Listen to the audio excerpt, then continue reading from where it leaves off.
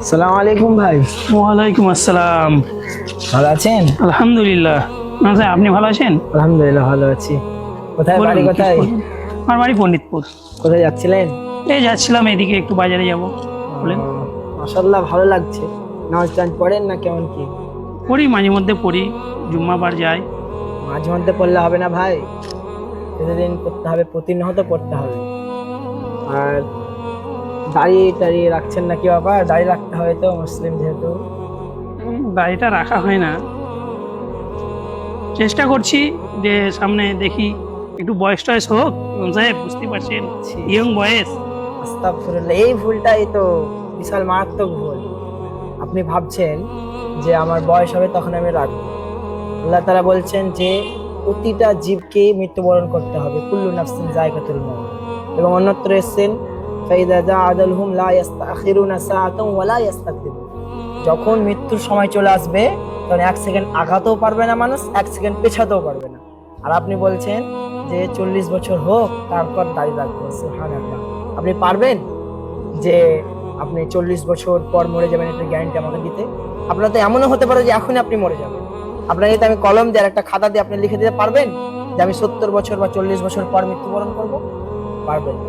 অনুরূপ আপনাকে এখনো মৃত্যুবরণ করার যে সময় সেটাও চলে আসতে পারে।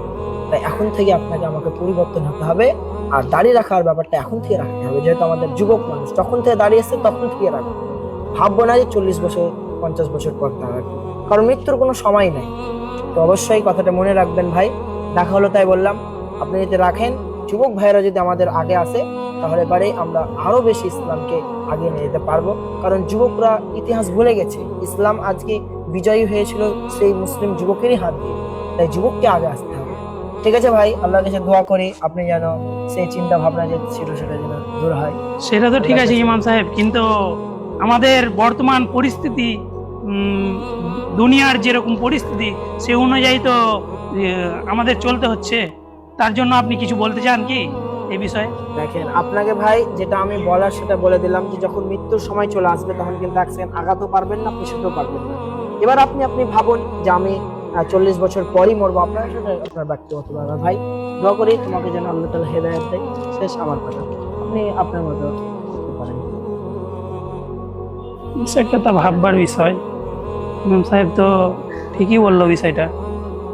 মানে এরকম মৃত্যু তো খুব যখন তখনই হতে পারে মানুষ মাত্র। আমারও তো সেম ঘন্টাখানিক পরেও মৃত্যু হতে পারে, সেটা ভাবা যায়।